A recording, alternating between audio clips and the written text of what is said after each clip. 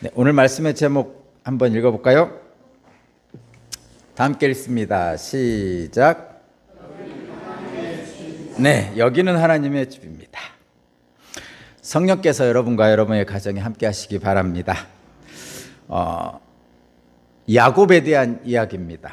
야곱은 집에 있기를 좋아하는 소년이었고요. 형 에서는 사냥을 좋아하는 활발한 청년이었습니다. 야곱은 형 에서의 발 뒤꿈치를 잡고 태어난 쌍둥이 동생입니다. 형 에서의 장자권을 탐내고 있던 야곱은 팥죽 한 그릇에 장자권을 차지하고요. 또 아버지 이삭을 속이고 형 에서의 복을 가로챕니다. 이 일로 분노하는 에서를 피하여 도망친 야곱은 어떤 곳에서 밤을 지새입니다.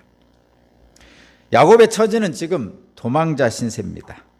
어떤 곳에 도착하여 돌을 베개로 삼아 노숙하면서 자신의 처량한 신세를 생각하고 있었습니다.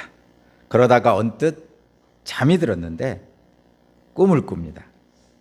오늘 본문은 야곱이 꾼 꿈에 대해서 말씀하고 있는데 이 꿈이 앞으로 야곱에게 전개될 인생의 역사가 이 꿈으로 통해서 아마도 미리 보여주는 모습인 것 같습니다.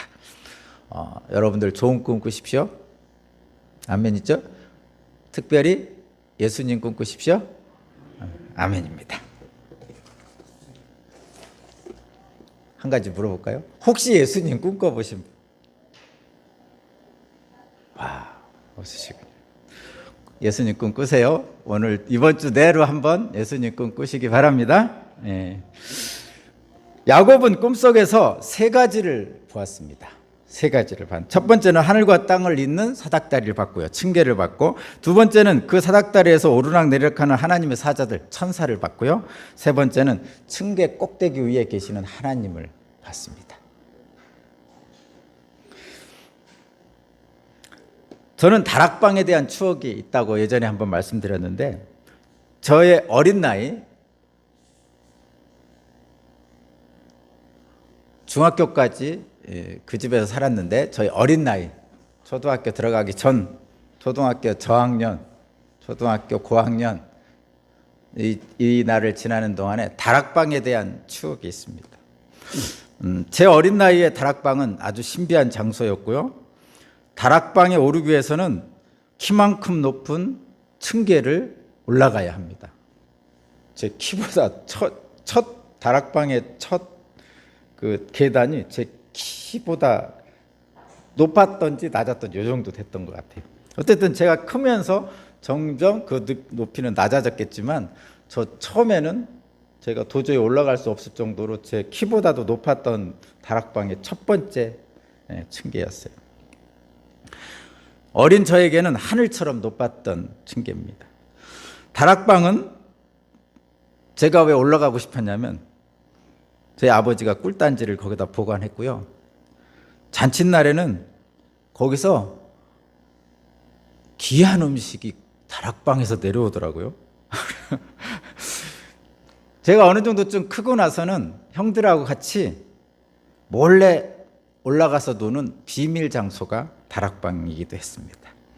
그렇게 저의 기억 속에서는 이 다락방에 올라가는 이 층계가, 사닥다리가 두려움이 있으면서도 풍성함, 그리고 신비가 가득한 장소로 올라가는 길이었어요.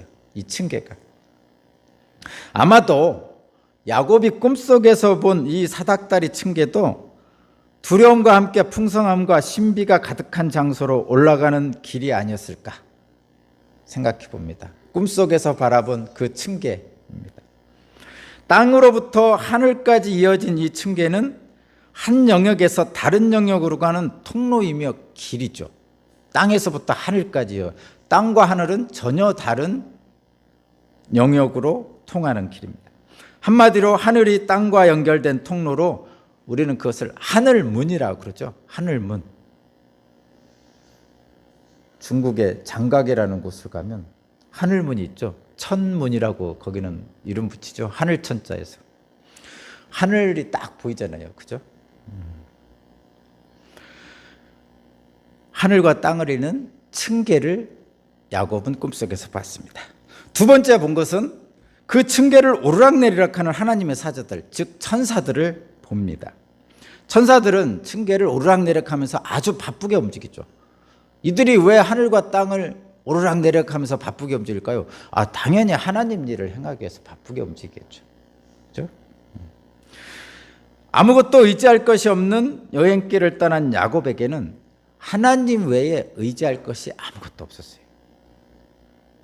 그런데 이 천사가 등장했다는 것은, 하늘로부터 땅까지 이어지는 곳에 오르락내리락했다는 것은 야곱에 대한 하나님이 지켜주신다는 어떤 약속, 이런 것 아닐까, 그런 생각을 해봅니다. 아마도 천사가 오르락내리락하는 것을 본 야곱은 마음의 위안을 받았을 것 같아요. 야곱이 꿈속에서 본 세 번째는 그 층계 맨 위에 계시는 하나님입니다. 하나님이 쳐다보고 계셨다고 그러죠. 야곱은 그 위에서 내려보는 하나님을 딱 보고 어떤 생각을 했을까요? 여기가 바로 하나님의 집이구나, 이렇게 생각한 거죠. 그죠? 층계 위에서 내려다보시는 하나님께서 야곱에게 말씀하십니다. 뭐라고 말씀하시냐면 13절입니다. 13절. 하나님께서 뭐라고 말씀하시냐면 13절입니다. 주님께서 그 층계 위에 서서 말씀하셨다. 나는 주 너의 할아버지 아브라함을 보살펴준 하나님이요 너의 아버지 이삭을 보살펴준 하나님이다. 내가 지금 누워있는 이 땅을 내가 너와 너의 자손에게 주겠다. 아멘.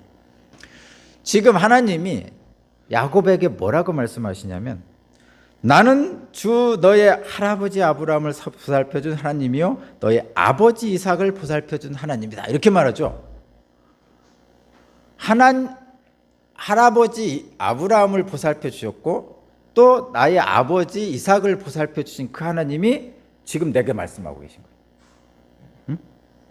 그러면 할아버지를 보살펴 준 하나님, 아버지를 보살펴 준 하나님, 그 하나님이 나타나서 나에게 말씀하신다는 얘기는 뭐죠? 나도 보살펴 주시겠다는 말씀이죠. 그렇죠?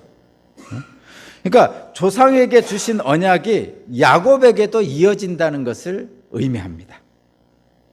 사실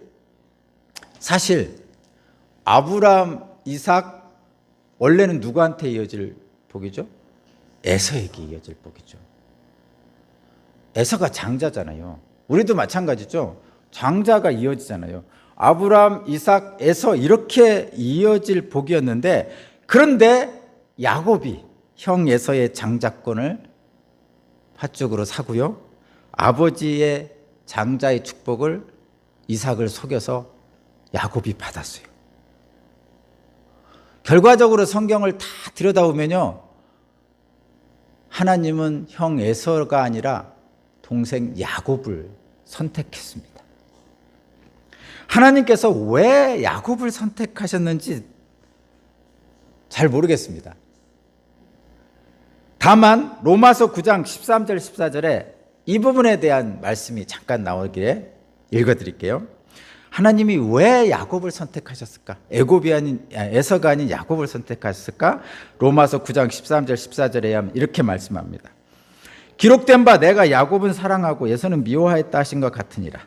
그런즉 우리가 무슨 말을 하리요? 하나님께 불의가 있느냐? 그럴 수 없느니라. 모세에게 이르시되 내가 긍휼히 여길 자를 긍휼히 여기고 불쌍히 여길 자를 불쌍히 여기니라 하셨으니. 아멘. 잘 이해가 안 되는 부분이 가끔 있습니다. 저와 여러분들은 현실에서.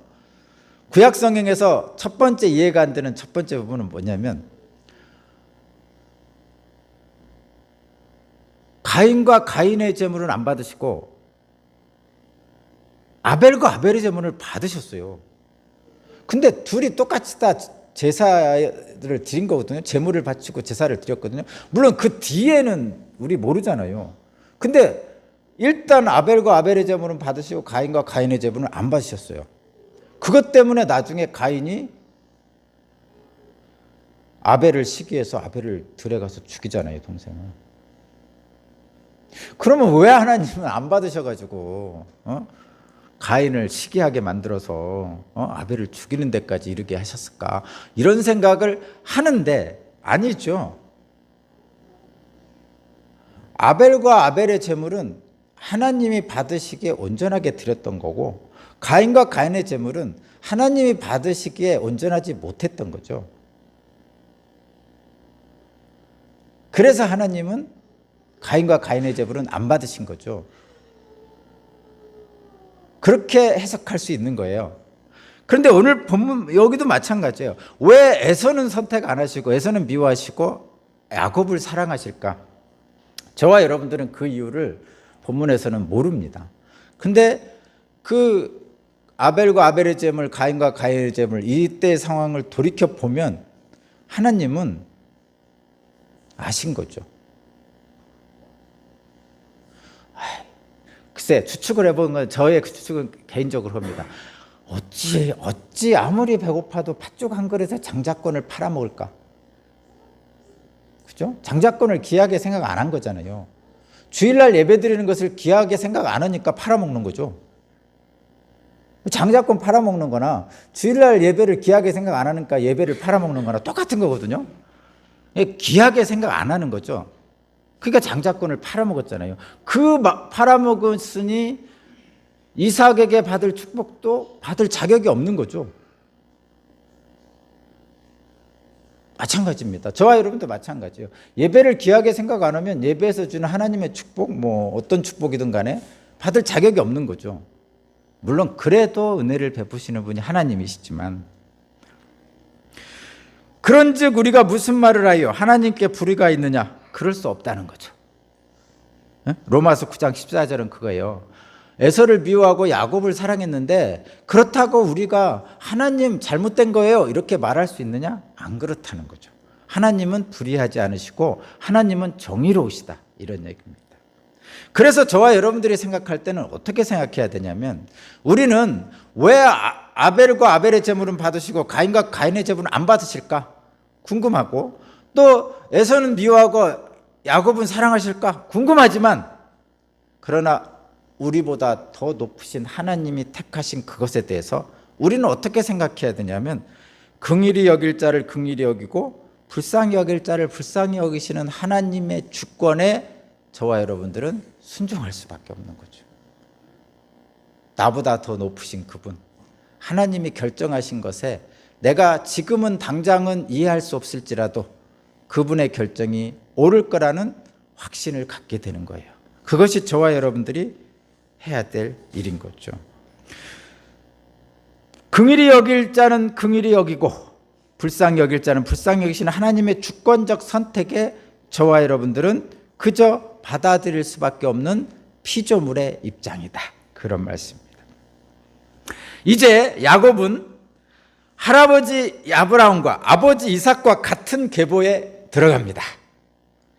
이후 성경에는 어떻게 표시하고 있냐면, 아브라함의 하나님, 이삭의 하나님, 야곱의 하나님 하면서 기도합니다. 이 다음부터는 오늘날 우리가 믿는 하나님도 어떤 하나님인가요? 아브라함의 하나님, 이삭의 하나님, 야곱의 하나님이죠. 아멘이죠. 근데 저와 여러분들은 거기다 하나 더 붙여야죠. 뭐라고 붙입니까? 아브라함의 하나님, 이삭의 하나님, 야곱의 하나님, 나의 하나님, 이렇게 붙이는 거죠. 그리고 여러분은 그 하나님께 기도하는 겁니다. 그리하면 믿음의 조상이 계셨던 언약과 복이 여러분에게도 이어지고 있는 것이 되는 거죠. 오늘 본문을 보면 야곱은 두 가지 복을 확실하게 받았습니다. 두 가지 복. 첫 번째 복은 조상들에게 주었던 복이죠. 조상들에게 주셨던 복, 약속의 복, 미래의 복이고요. 두 번째는 현재 이 처량한 도망자 신세인 야곱에게 준 현재의 복입니다. 이 미래의 복과 현재의 복 두 가지를 야곱에게 분명하게 주셨는데, 그 첫 번째 미래의 복은 한번 읽어볼까요? 13절 14절입니다. 제가 읽어볼게요. 13절 14절 미래의 복. 주님께서 그 층교에 서서 말씀하셨다. 나는 주 너희 할아버지 아브라함을 보살펴준 하나님이요 너희 아버지 이삭을 보살펴준 하나님이다. 내가 지금 누워있는 이 땅을 내가 너와 너의 자손에게 주겠다. 너의 자손이 땅의 티끌처럼 많아질 것이며 동서남북으로 퍼질 것이다. 이 땅 위의 모든 백성이 너와 너희 자손에게 복을 받게 될 것이다. 아멘. 이 복은 조상들에게 주신 복이죠. 아브라함에게, 이삭에게, 그리고 이제 야곱에게 주신 복이고요.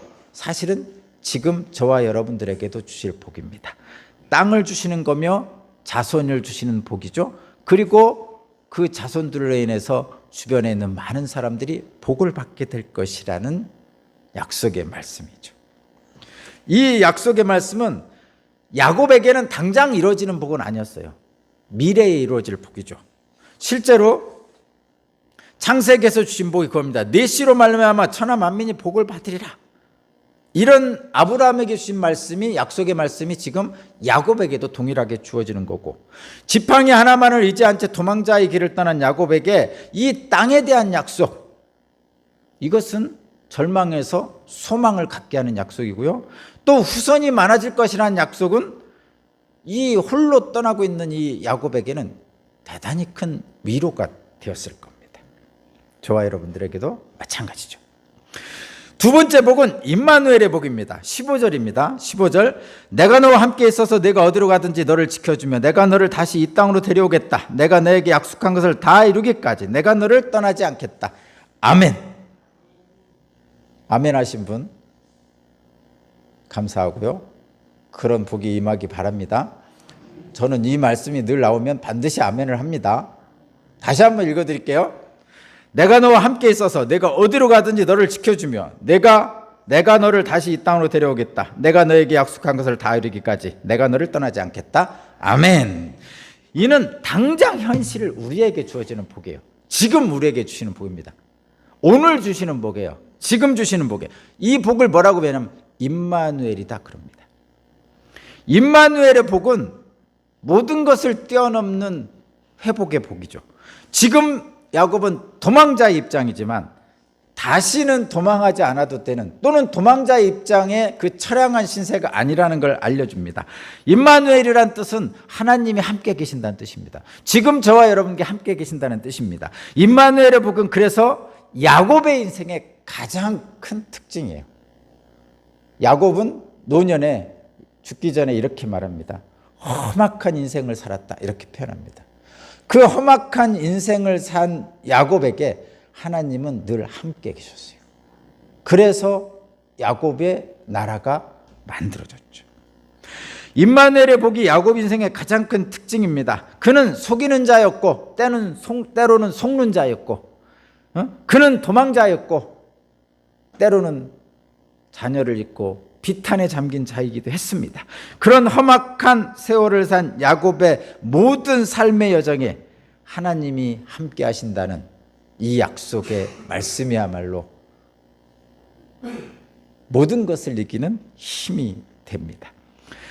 우리도 살다 보면 때로는 가장 가까운 사람조차도 낯설게 느껴지는 때가 있고요. 그 누구도 신뢰할 수 없는 순간이 있고, 망망한 바다 한가운데 홀로 남겨진 듯한 순간도 있습니다. 그때 우리가 그럼에도 불구하고 고난 잠을 이룰 수 있는 것은 임마누엘의 하나님이 나와 함께 계신다는 믿음 덕분입니다. 아버지 집을 떠나 정처 없이 떠나는 야곱의 길에 하나님이 함께 하신다는 그 말씀은 그 어떤 것보다도 가장 큰 위로가 되고 큰 힘이 되었을 것입니다. 저와 여러분의 삶에도 임마누엘의 복이 임하기 바랍니다. 야곱은 잠에서 깨어서 하나님께서 여기 계신 것을 알지 못했다고 고백합니다. 알지 못한 것을 알게 될 때 두렵죠.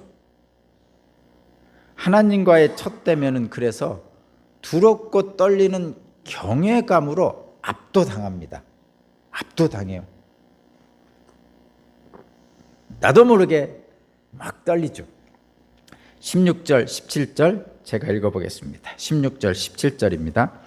야곱은 잠에서 깨어서 혼자 생각하였다. 주님께서 분명히 이곳에 계시는데도 내가 미처 그것을 몰랐구나. 그는 두려워하면서 중얼거렸다. 이 얼마나 두려운 곳인가. 이곳은 다름 아닌 하나님의 집이다. 여기가 바로 하늘로 들어가는 문이다. 아멘.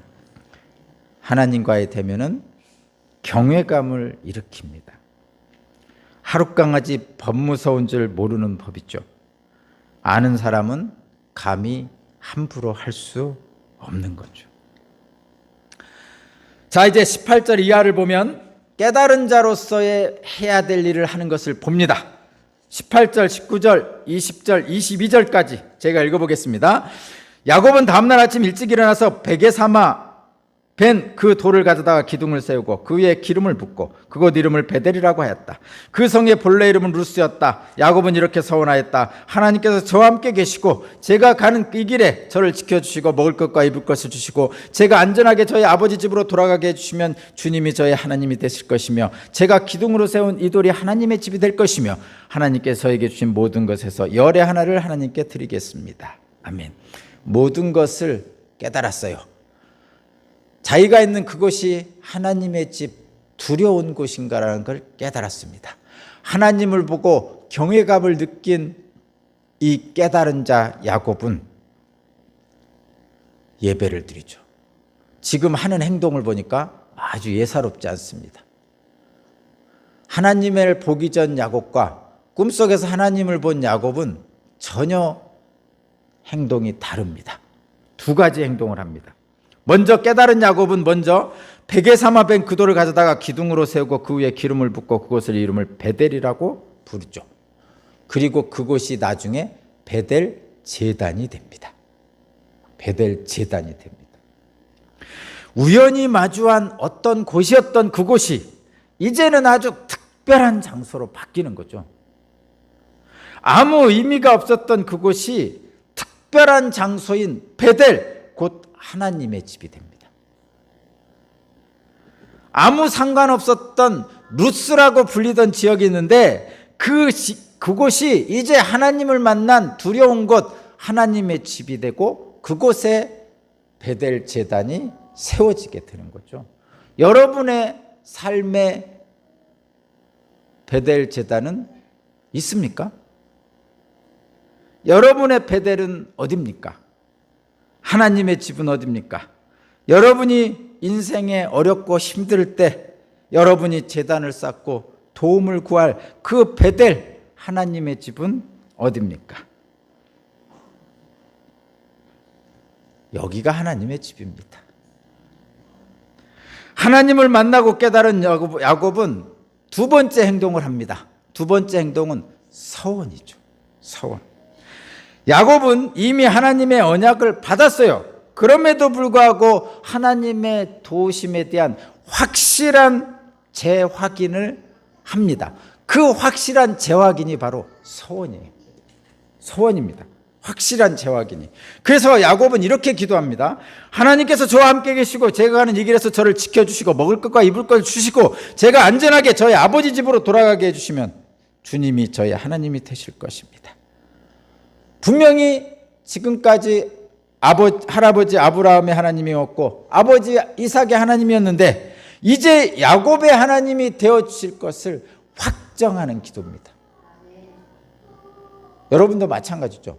아브라함의 하나님, 이삭의 하나님, 야곱의 하나님, 나의 하나님으로 확정하시기 바랍니다. 그리고 야곱이 그런 하나님께 이렇게 기도합니다. 제가 기둥으로 세운 이 돌이 하나님의 집이 될 것입니다. 베델 제단을 쌓을 것이라는 거죠. 두 번째, 하나님께서 저에게 주신 모든 것의 열의 하나를 하나님께 드리겠습니다. 11조를 드리겠다는 얘기죠. 서원의 내용은 두 가지죠. 제단을 쌓겠다는 거, 11조를 드리겠다는 얘기입니다. 야곱은 그 서원을 이행했습니다. 나중에 20년 후에 돌아와서 베델의 제단을 쌓았습니다. 실제로. 그리고 11조를 드렸습니다. 서원을 이행했어요. 그리고 야곱의 12아들이 이스라엘이라는 나라를 건국하고 왕이 됩니다. 다윗이 야곱의 후손이죠. 예수님이, 인간 예수가 야곱의 후손이죠. 하나님의 언약과 야곱의 서원이 만나 하나님 나라, 제사장 나라, 이스라엘이라는 나라가 건국되고 야곱의 후손들이 왕이 대대로 될 뿐만 아니라 결국 야곱의 후손 중에서 예수님이 나타납니다. 결론입니다, 여러분. 야곱에게 있어서 베델은 하나님을 만난 거룩한 장소이면서 하나님의 신실함을 믿고 순종할 것을 다짐하는 신앙 고백의 장소이기도 합니다. 땅과 하늘이 이어지는 베델은 임마누엘의 하나님을 경험한 장소입니다.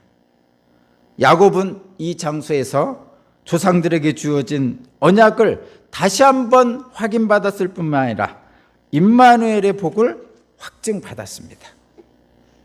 야곱에게 주어진 베델의 축복이 지금 저와 여러분들에게도 이 자리에서 동일하게 이어집니다.